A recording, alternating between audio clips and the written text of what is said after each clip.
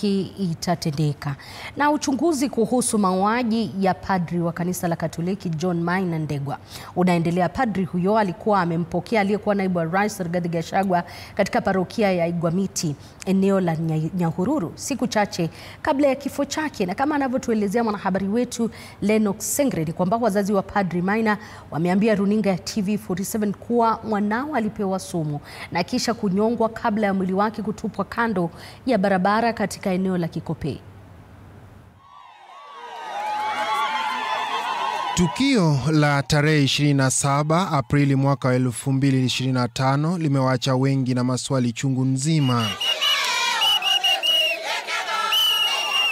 Padri wa kanisa ya Katoliki John Maina Ndegwa, sasa marehemu, alikuwa akimpokea aliyekuwa naibu rais Rigathi Gachagua katika parokia yake ya Igwamiti, eneo la Nyahururu.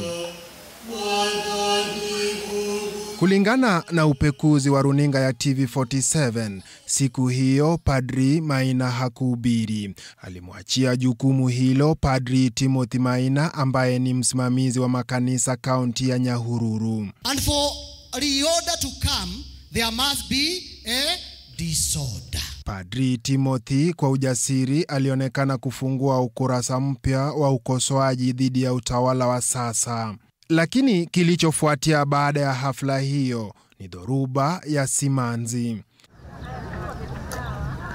TV47 imezuru hadi nyumbani kwao marehemu huko Nyahururu kutafuta majibu ya dakika za mwisho za padri huyo ambaye kifo chake kimesalia kuwa kitendawili.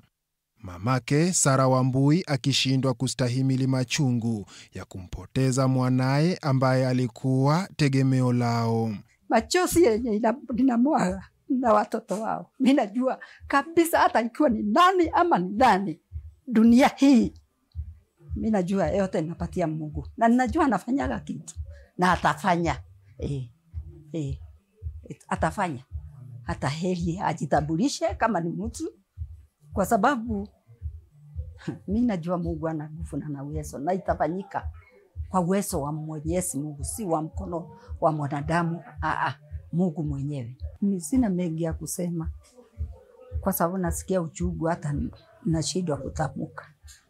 Hii jambo si rahisi kwa sababu sijasikia amedhuru mtu, sijasikia wako vita na mtu, sijawahi sikia tangu utoto wake. Sijasikia kama sijasikia hata siku moja. Walinipea dawa, alisema walinipea dawa na wakakwisha. Sasa kurudi kuzungumza tena. Lakini kupigwa kichwa hata si tumeona amepigwa, na kama nguo kufuruta, unajua nguo zimeraruka humu. Nguo zake zimeraruka, hata kiatu moja imekuliwa. Sijui ni kufurutwa na kitu kama kuweko kwa gari yakafurutwa. Kwa mujibu wa familia, Padri Maina alionekana mara ya mwisho akiendesha gari aina ya double cabin akielekea Cathedral Shrine, ambalo ni kanisa kuu la jimbo la Nyahururu, mnamo Mei 14 saa 5 asubuhi.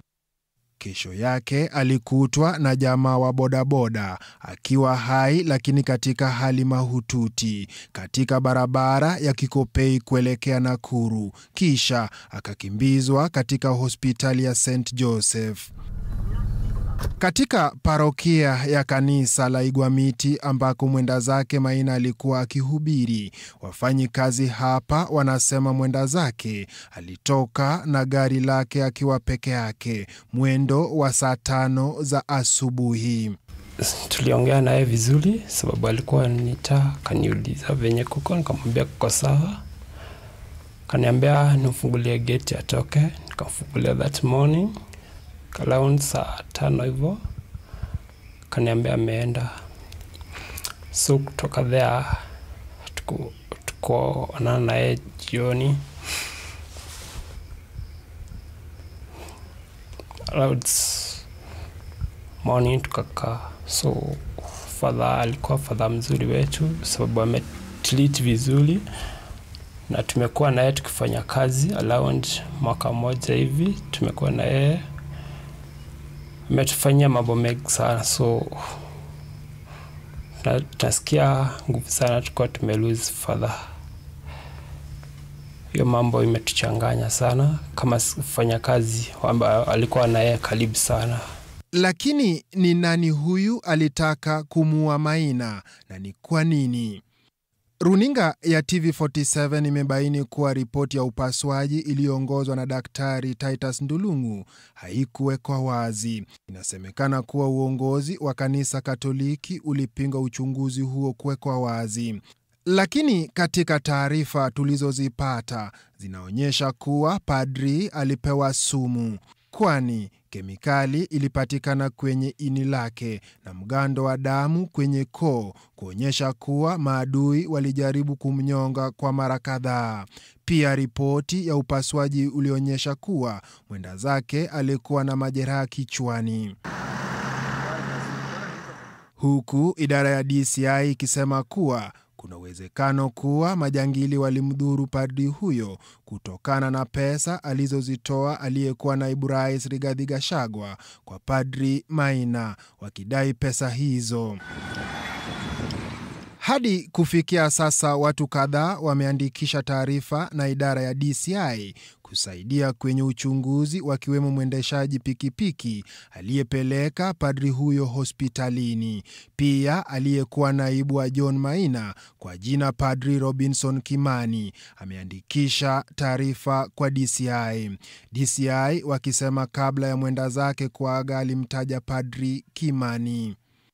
Runinga ya TV47 imebaini kuwa gari la mwenda zake Maina bado lingali limeegeshwa katika kanisa la Cathedral jijini Nyahururu. Lakini swali kuu ni nani aliogopa ukweli wa Padri John Maina? Lennox Sengre, Runinga ya TV47, Nairobi.